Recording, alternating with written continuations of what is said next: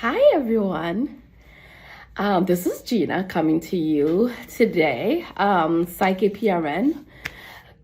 Thank you for tuning into my channel. If you're a returning listener, thank you so much. If you're a new person checking me out, thank you so much. I talk about everything mental health on my channel. Today I'm going to focus on trauma bonding.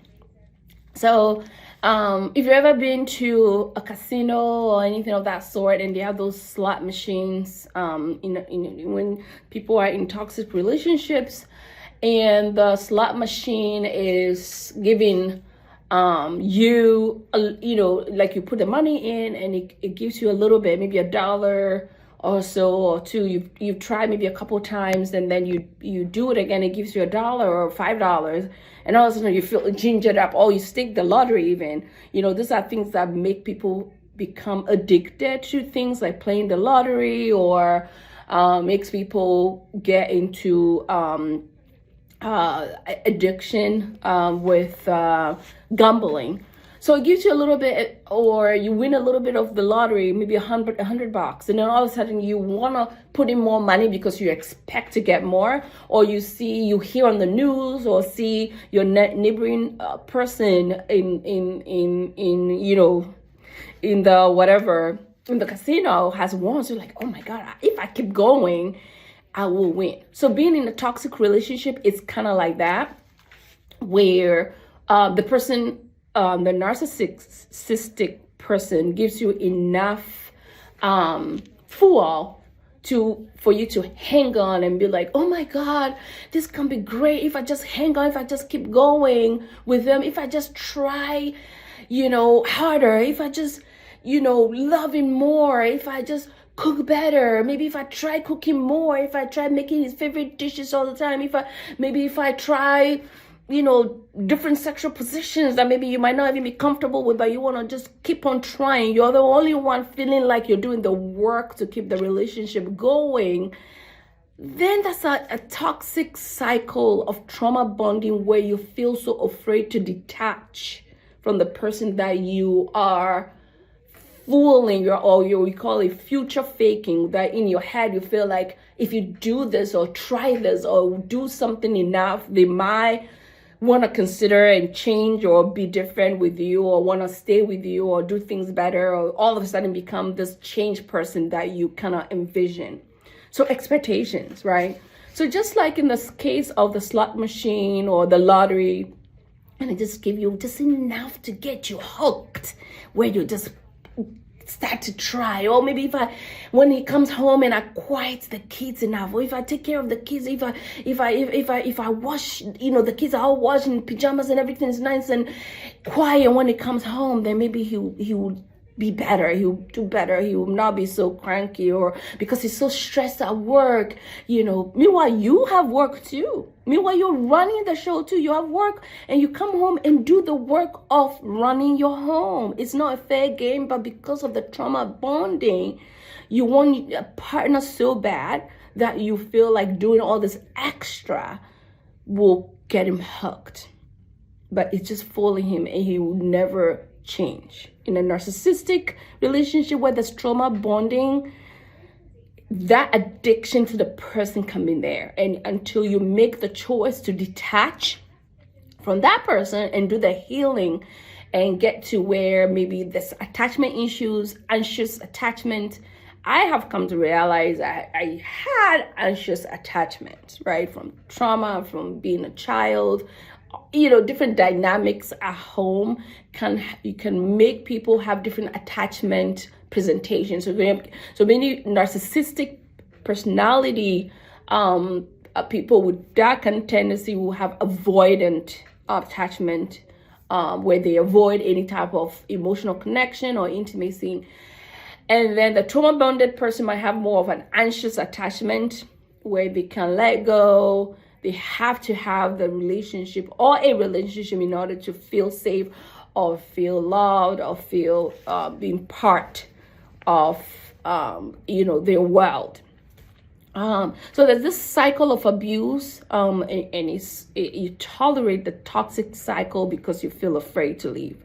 You make excuses for the abuser. Like I said, you're saying, oh, excuse me, maybe he's stressed at work. Maybe, he's had a difficult meeting. He has a difficult boss. So, or maybe he had a difficult childhood. So he or she, it could be, I'm talking to a person who is your partner or your work person or your boss at work or your parents or things like that. You make excuses. You say, oh, maybe they didn't have a father or they didn't have a mother growing up. They didn't get it. That's why they are the way they are. But you know very well that the relationship is just not working. But you make excuses for why they behave the way they behave, so you can continue to stay there.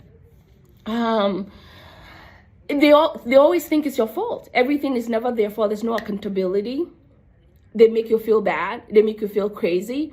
You can't resolve any issues with them. Everything just kind of snowballs, and then continuously feel like you're running around the same tree. I don't know if you've had a relationship with somebody before where you try to resolve an issue, but it's never linear. You always feel like you're going around a tree. You shoot a question and then another question gets shoot at you without getting an answer, and next thing you know, you're being accused of being you're nagging or you're complaining or you and the person never gives you a straight answer, and you're like, what? And then you can get frazzled, and next thing you know, you are the one presenting like the crazy person. So the cycles of increased manipulation, this gaslighting, they make you feel crazy, and they isolate you from friends and family.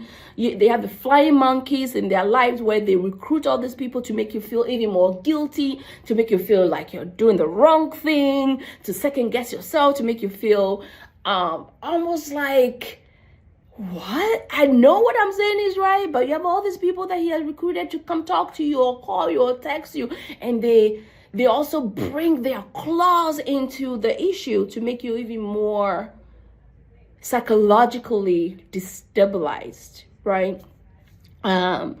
So if you're in a relationship where you have at least 3 or 4 or 5 of the 6 things that I've mentioned, know that you're in a trauma bonding relationship where there's this cycle of abuse, but yet you're addicted to the abuse. You don't even see that as abuse, even if other people are telling you, this is, no, that's not right. No, that doesn't sound right. And you keep going despite, then you're in a trauma bonding relationship. You might need to sit and look at that. One last thing also to consider is when there's no sharing of duties in the home, or there's no sharing of finances. Everything is one way, their way or no other way. There's no sharing of information. Everything is just kind of secretive, and you have to work so hard to try to get any type of info. Healthy relationships are not supposed to be like that. Healthy relationships are reciprocal. There's room for growth for both parties. It's very reciprocal. There's this dance, give or take. It's not so hard. If you're in a relationship when everything is so hard for you to be able to even have simple conversations, there's something wrong, and you have to look at it and just.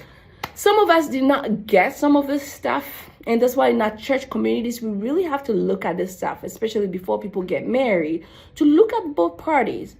Do they need counseling individually? Tease out. Is there trauma in the past? Tease that out. Rule that out. Make sure that communication, ability to have simple communication is established. Individual therapy for at least 1 year for each party, and then couples counseling for at least 6 months to a year is highly recommended, where things are really laid out. Agreements are laid out before, because the most important decision you make in your lifetime is the decision to get married. And especially when you have kids in the midst, take it from me. You are making the most important decision in your whole life. So the church sometimes, I feel like, fails us. And some of this stuff is just like, get married, just get married. Don't fornicate. Don't live together. Don't do any of those things. It's sin before God. But then the things are not laid out. And many women will stay and they're crumbled and abused. And sometimes it's more psychological, financial, subtle manipulation, gaslighting, great rocking, all this stuff that are in the midst of it, and the women and the kids suffer. And if this generational thing is not broken, guess what?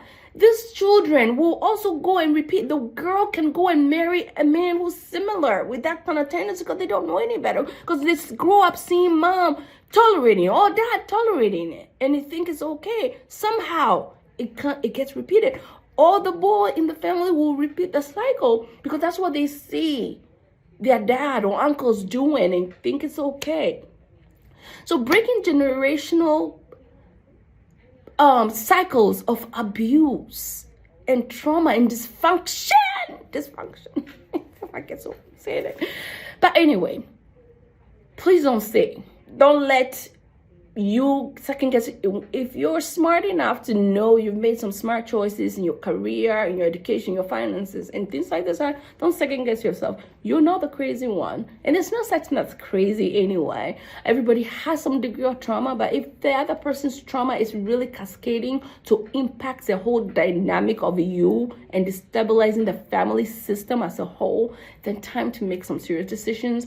Make a choice, have a safety plan, get your bag in place to escape, get some legal things in place to get some support, some backing, because this is gonna be tough. Take it from me. So I'll catch you at the next video. Like I always say, if you can whip it in your mind, you can whip it everywhere else in your life. Take care.